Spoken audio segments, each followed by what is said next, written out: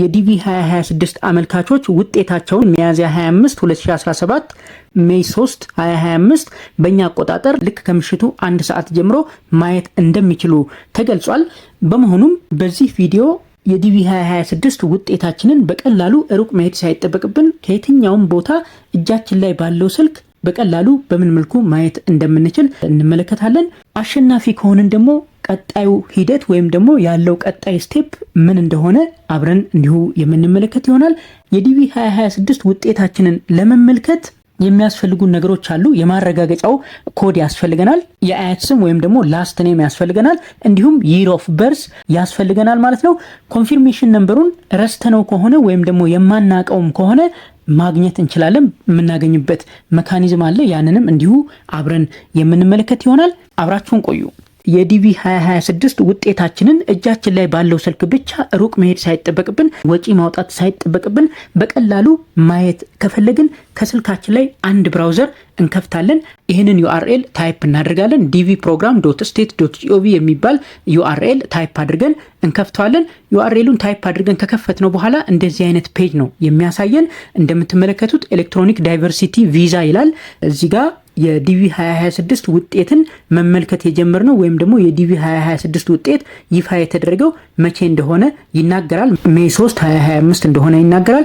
አመልካቾች ደግሞ የዲቪ 2026 ማረጋገጫ ቁጥራቸውን እስከ ሰፕቴምበር 30 2026 ድረስ ኪፕ እንዲያደርጉ ይመከራል ይላል። ስለዚህ ይሄንን ካየን በኋላ ቼክ ስታተስ የምትለዋን እንጫናለን። ቼክ ስታተስ ካልኩት በኋላ ወደዚህ ፔጅ ወስዶኛል። እዚህ ጋር ኢንትራንት ስታተስ ቼክ ኢንስትራክሽን ይልና የሚያስፈልጉ ነገሮችን ይናገራል። ፕሊዝ ቢ ሹር ቱ ሃቭ ኢንትራንትስ ኮንፊርሜሽን ነምበር ይላል። ላስት ኔም እንዲሁም ይር ኦፍ በርዝ እንደሚያስፈልግ ይናገራል። ከዛ ይሄንን ካየው በኋላ ኮንቲኒው እለዋለሁ ማለት ነው። ኮንቲኒው ካልኩት በኋላ ወደዚህ ፔጅ ወስዶኛል። ኢንትራንት ኢንፎርሜሽን ይላል። የአመልካችን መረጃ እንዳስገባ እየጠየቀኝ ነው። ኮንፊርሜሽን ነምበር ይጠይቃል። ላስት ኔም ወይም ደግሞ ፋሚሊ ኔም ይጠይቃል። ይር ኦፍ በርዝ ይጠይቃል። የትውልድ ዓመተ ምህረቱን ይጠይቃል። ከዛ ኦተንቲኬሽን ኮድ ይጠይቃል። ኦተንቲኬሽን ኮዷን እዚህ ጋር የምትታየውን ኦተንቲኬሽን ኮድ እንድናስገባለት ይጠይቃል። እንደምትመለከቱት እቺ ኦተንቲኬሽን ኮድ ክሊር ካልሆነች እቺን የቀስቷን ምልክት ፕሬስ አድርገን ሪፍሬሽ ማድረግ እንችላለን። ስለዚህ እዚህ ጋር ኮንፊርሜሽን ነምበሩ ካለን እሱን እናስገባለን። ኮንፊርሜሽን ነምበሩ ከሌለን ደግሞ ፎርጎት ኮንፊርሜሽን ነምበር የምትለዋን ተጭነን አስፈላጊ የሚጠይቀን መረጃዎች አሉ፣ እነሱን አስገብተን ማግኘት እንችላለን ማለት ነው። ለጊዜው ኮንፊርሜሽን ነምበር ካላችሁ እዚህ ጋር ታስገቡታላችሁ። ኮንፊርሜሽን ነምበር ከሌላችሁ ደግሞ ፎርጎት ኮንፊርሜሽን ነምበር በሚል ታመጣላችሁ ማለት ነው። ለምሳሌ ኮንፊርሜሽን ነምበሩ የለኝም ብል ፎርጎት ኮንፊርሜሽን ነምበር የምትለዋን እጫንና የሚጠይቀኝ መረጃ ሰጥቼ ያመጣልኛል፣ ራሱ እዚህ ጋር ያስገባልኛል ማለት ነው። እንደምትመለከቱት ቬሪፋይ ኢንትራንት ኢንፎርሜሽን አለ። ኮንፊርሜሽን ነምበሩን ከመስጠቱ በፊት የአመልካችን መረጃ ማጣራት እንደሚፈልግ ነገረኝ። የአመልካችን መረጃ ለማጣራት ደግሞ እዚህ ጋር የሚጠይቃቸው መረጃዎች አሉ። መጀመሪያ የዳይቨርሲቲ ቪዛ ፕሮግራሙን እንድመርጥለት ይጠይቃል። እሱን መርጬለታለሁ። ኦልሬዲ ባይ ዲፎልት መርጦታል ራሱ። ካልተመረጠም እኔ እመርጠዋለሁ። 2026 ነው የምፈልገው። ሌላም ከፈለኩኝ ሌላ ቼክ አድርጋለሁ ማለት ነው። ስለዚህ እዚህ ጋር የሚጠይቀው መረጃ አለ። ስም ይልና ላስት ኔም የአያት ስም የመጀመሪያ ስምና የአባት ስም ይጠይቃል። ያንን በሚጠይቀን መልኩ እናስገባለን። ዴት ኦፍ በርዝ ሙሉውን ይጠይቃል። ከዛ ኢሜይል አድሬስ ደግሞ ይጠይቃል እንደምትመለከቱት። በመቀጠል ኦተንቲኬሽን ኮዷን እናስገባና ሰብሚት እንለዋለን ማለት ነው። ልክ ሰብሚት እንዳልነው ኮንፊርሜሽን ነምበሯን እዛ ቅድም ኮንፊርሜሽን ነምበር የሚለው ጋር ያስገባልኛል ማለት ነው። ስለዚህ ላስገባ እዚህ ጋር የሚጠይቃቸውን ላስት ኔም፣ ፈርስት ኔም፣ ሚድል ኔም ይጠይቃል። እሱን አስገባሁኝ። ሚድል ኔም እና ፈርስት ኔም ምናምን የለኝም ካልኩኝ ኖ ሚድል ኔም የሚል መምረጥ እችላለሁ። ከዛ ዴት ኦፍ በርዝ ደግሞ አስገባለሁ። ቀኑን፣ ወሩንና ዓመተ ምህረቱን እንደዚሁ አስገባለታለሁ። ከዛ ኢሜይል አድሬስ አስገባለሁ። ፎርሙን ስሞላ ያስገባሁትን መረጃ ነው እዚህ ጋር የሚጠይቀኝ። ሁሉንም ማስገባት ይኖርብኛል። ያኔ ለዲቪ 2026 ሳመለክት የሞላኋቸው መረጃዎች ናቸው አሁን እየጠየቀኝ ያለው። ይሄ ላስት ኔም፣ ፈርስት ኔም፣ ሚድል ኔም እና ዴት ኦፍ በርዝ እንዲሁም ኢሜይል አድሬስ ያኔ ለዲቪ 2026 ሳመለክት የሞላኋቸውን መረጃዎች ይጠይቀኛል። ስለዚህ ያንን ማስገባት ይኖርብኛል ማለት ነው። አንዱ ከጎደለ አይቀበላችሁም። ኢሜይልም ራሱ ያኔ ስትሞሉ አስገብታችሁ ከሆነ አሁን ሳታስገቡ እንለፍ ብትሉት አይቀበላችሁም። ስለዚህ ሁሉንም መረጃ አስገብቻለሁ። በመቀጠል ኦተንቲኬሽን ኮዷን አስገባለሁ። እቺ ኦተንቲኬሽን ኮድ ክሊር ካልሆነች እቺን የቀስቷን ምልክት ፕረስ አድርጌ ሪፍሬሽ ያደርግልኛል ወይም ይቀይርልኛል ማለት ነው። ስለዚህ አሁን ስለሚታይ ላስገባው እንደዚሁ እንዳለ ነው የምናስገባው። ካፒታል ከሆነ ካፒታል፣ ስሞል ሌተር ከሆነ ስሞል ሌተር፣ ካልሆነ ካልተመሳሰለ አይቀበለንም። ይህን እንዲህ ካስገባው በኋላ ሰብሚት ስለው ወዲያውኑ ኮንፊርሜሽን ነምበሯን ያስገባልኛል። እንደምትመለከቱት ኮንፊርሜሽን ነምበሩን አስገባልኝ። ስለዚህ እኔ ባላውቀውም ቀጥታ እሱ እንዲያመጣልኝ አደረግኩኝ ማለት ነው። ስለዚህ ኮንፊርሜሽን ነምበሩን አስገባው፣ ላስት ኔሙን እንዲሁም ይር ኦፍ በርዙን አብሮ እንዲሁ አስገብቶልኛል። ከዚህ በኋላ የሚጠበቅብኝ እቺን ኦተንቲኬሽን ኮድ አስገብቼ ውጤቴን ማየት ነው ማለት ነው የሚጠበቅብኝ። ይሄ ኦተንቲኬሽን ኮድ እንደምትመለከቱት አይታይም። ስለዚህ እቺን የቀስቷን ምልክት ፕረስ አድርጌ ሌላ እንዲቀይርልኝ ማድረግ እችላለሁ። ቀስቷን ፕረስ አድርጌ ያለው ሌላ ሊቀይርልኝ እየሞከረ ነው። ስለዚህ ቀይሮልኛል እንደምትመለከቱት አሁን ክሊር ነው። ስለዚህ ይሄንን አስገባለሁ ማለት ነው። ይሄንን እንዲህ ካስገባው በኋላ ጨርሻለሁ። ሰብሚት ማለት ነው የሚጠበቅብኝ። ልክ ሰብሚት እንዳልኩት ያው ውጤቴን ይነግረኛል ማለት ነው። ተመርጬም ከሆነ ተመርጠሃል ይላል፣ ካልሆነ ደግሞ አልተመረጥክም የሚል ያሳውቀኛል ማለት ነው። እንደምትመለከቱት ስክሪኑ ላይ በዚህ መልኩ ውጤቱን ነገረኝ ማለት ነው። ለጊዜው እንዳልተሳካ ነግሮኛል። ተመርጠን ከሆነ ደግሞ ስክሪኑ ላይ እንደምታዩት you have been randomly selected for further processing የሚል መረጃ ነው የሚሰጣችሁ። እዛው ላይ የሚሰጣችሁ ሌሎች መረጃዎች አብረው ይኖራሉ ማለት ነው።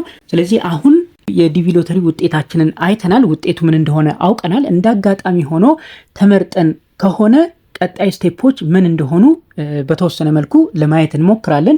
ቀጣይ ስቴፖች ምንድናቸው የሚለውን ለማየት እዚህ ዩአርኤል ላይ እንገባለን። ይህንን ዩአርኤል እታች ዲስክሪፕሽን ቦክስ ላይ አስቀምጥላችኋለሁ። እዚህ ጋር እንደምትመለከቱት እዚህ ፔጅ ላይ ስትገቡ ብዙ መረጃዎችን ይዟል።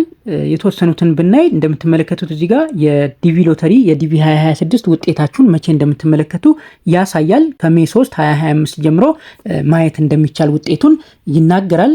በመቀጠል እዚህ ጋር የሚያስቀምጠው ነገር አለ። የጥንቃቄ መልእክት ያስቀምጣል። ዲቪ ሎተሪ አሸንፋችኋል ወይም ደግሞ አላሸነፋችሁም ወይም አልተመረጣችሁም የሚለውን መልእክት በኢሜይልም ይሁን በሌሎች መንገዶች በፖስታም በምንም በሌሎች አማራጮች እንደማይላክ ነው የሚናገረው። ብቸኛው የዲቪ ሎተሪ ውጤት መመልከቻ መንገድ dvprogram.state.gov የሚባለው ዩአርኤል መሆኑን ይናገራል ማለት ነው። ስለዚህ ከአጭበርባሪዎች መጠንቀቅ እንዳለባችሁ ይናገራል እዚሁ ላይ ማለት ነው። በተለያየ መልኩ በስልክ ደውለው በኢሜይል ወይም በኤስኤምኤስ በሌሎችም መንገዶች ከአሜሪካ ኤምባሲ ነው የምንደውለው የዲቪ ፕሮግራም አሸናፊ ሆናችኋል እንደዚህ ያድርጉ የሚሉን ሰዎች ካሉ ይህንን አውቀን መጠንቀቅ ይኖርብናል ማለት ነው። ሌላ ደግሞ የሚያስቀምጠው መረጃ አለ እዚህ ጋር። አሁን እንግዲህ ለፋርዘር ፕሮሰሲንግ ሰሌክትድ ሆናችኋል ወይም ደግሞ ተመርጣችኋል ብሎን ከሆነ በጣም ጥሩ ነው፣ እድለኛ ናችሁ ማለት ነው። ነገር ግን ለፋርዘር ፕሮሰሲንግ ተመርጠናል ማለት አሁን ላይ አሸንፋችኋል ወይም ደግሞ ውጤቱ ጥሩ ከሆነ ሙሉ በሙሉ አለቀ አሜሪካ ልንገባ ነው ማለት አይደለም። እዚች ጋር የሚያስቀምጣት ነገር አለች። being selected in the DV lottery does not guarantee you will receive a visa. Selection means you can move forward in a DV program ይላል። ስለዚህ ገና ለቪዛ አፕላይ አድርጋችሁ ኢንተርቪው አድርጋችሁ ሌሎችም ፕሮሰሶች እንዳሉት ይናገራል። ምን ፕሮሰሶች አሉት የሚለውን ስንመለከት እዚሁ ጋር ያስቀምጣል። የመጀመሪያው ለኢሚግራንት ቪዛ አፕላይ ማድረግ እንዳለብን ይናገራል። አፕላይ ለማድረግ እቺን ሊንክ ክሊክ ታደርጋላችሁ። ሊንኳን ክሊክ ስታደርጉ ወደዚህ ፔጅ ይወስዳችኋል። እዚህ ጋር ኬዝ ነምበር አሸንፋችኋል ወይም ደግሞ ለፋርዘር ፕሮሰሲንግ ተመርጣችኋል የሚላችሁ ፔጅ ላይ ኬዝ ነምበር ይሰጣችኋል። ያችን ኬዝ ነምበር እዚህ ጋር አስገብታችሁ እቺን ቼክ አድርጋችሁ ኮንቲኒው ስትሉት ወደ ቀጣይ ስቴፕ ይወስዳችኋል ማለት ነው። ሌላኛው ዲኤስ 260 ፎርምን መሙላት ይኖርብናል። የኢሚግራንት ቪዛ አፕሊኬሽን ፎርሙን ሞልተን መስጠት ይኖርብናል ማለት ነው። ለሚመለከተው አካል ወይም ለአሜሪካ ኤምባሲ ፎርሙን ሞልተን መስጠት ይኖርብናል ማለት ነው። ይሄንን ፎርም ሞልተን መስጠት ይኖርብናል ማለት ነው። ይሄንን ፎርም ማግኘት ከፈለግን እዚህ ጋር እቺ ሊንክ ክሊክ ስናረጋት ዲኤስ 260 የምትለዋን ክሊክ ስናረጋት እዚህ ጋር መረጃ ይሰጣል። ተጨማሪ መረጃ ዲኤስ 260 ምን እንደሆነ ይናገራል። ፎርሙንም በዚሁ ማግኘት የምንችልበትንም መንገድ ይሰጣል። እንደምትመለከቱት እዚህ ጋር ክሊክ እያደረጋችሁ እያንዳንዱን መረጃ ማየት ትችላላችሁ። የዲኤስ 260 ፎርሙን ከዚህ ጋር ማግኘት እንደምትችሉ ይናገራል። እዚህ ጋር እንደምትመለከቱት where can I find ዲኤስ 260 ፎርም ይላል። እዚህ ጋር ማግኘት እንደምትችሉ ይናገራል። እቺ ሊንክ ክሊክ ብታደርጓት ዲኤስ 260 ፎርሙን ይሰጣችኋል። ይህንን ፎርም ፕሪንት አድርጋችሁ መሙላት ያለባችሁን ነገር ሞልታችሁ ለሚመለከተው አካል ትሰጣላችሁ፣ ታስረክባላችሁ ማለት ነው። በመቀጠል ደግሞ ፎርሙን ሞልታችሁ ዲኤስ 260 ፎርም ሞልታችሁ ከሰጣችሁ በኋላ ለኢንተርቪው እንደምትቀጠሩ ነው የሚናገረው እዚህ ጋር። after you apply you may receive an email scheduling you for an interview ይላል። ስለዚህ ይህንን ፎርም ይህንን DS 260 ፎርም የኢሚግራንት ቪዛ አፕሊኬሽን ፎርም ሞልተን ከሰጠን በኋላ በቀጣይ ለኢንተርቪው እንቀጠራለን ማለት ነው። ለኢንተርቪው መቼ ኢንተርቪው እንደምናደርግ ደግሞ ኢሜይል ነው የሚላክልን። አሁን ነው ኢሜይል የሚላክልን። መጀመሪያ ተመርጣችኋል አልተመረጣችሁም ለማለት ሳይሆን አሁን ላይ ለኢንተርቪው መቼ እንደምንሄድና ምን እንደሚያስፈልጉ መረጃ ለመስጠት እዛው ዲቪ ፎርሙ ላይ በሞላ ነው ኢሜይል አድራሻ ኢሜይል ይላክልናል ማለት ነው። ይሄንን እንደ መረጃ ልንይዘው ይገባል። ኢንተርቪው ካደረግን በኋላ ደግሞ አፕሩቭ መደረግ አለመደረጋችሁን እዛው ጋር ኢንተርቪው ያደረገው አካል ወዲያውኑ ይነግራችኋል ማለት ነው። ስለዚህ በዚህ መልኩ የዲቪ 2026ን ውጤት ማየት ትችላላችሁ። ውጤታችሁን ካያችሁ በኋላ ደግሞ ቀጣዩ ስቴፕ ምንድነው የሚለውን ለማየት እዚሁ ዩአርኤል ላይ ትገባላችሁ። ይሄንን ዩአርኤል ታች ዲስክሪፕሽን ቦክስ ላይ አስቀምጥላችኋለሁ። ስለዚህ በዚህ መልኩ የዲቪ ሎተሪ 2026 ውጤታችንን በቀላሉ በእጅ ስልካችን ከየትኛውም ቦታ ያለምንም ወጪ ያለምንም ድካም ማየት እንችላለን ማለት ነው። እንግዲህ ለሁላችሁም መልካም እድል እንመኛለን።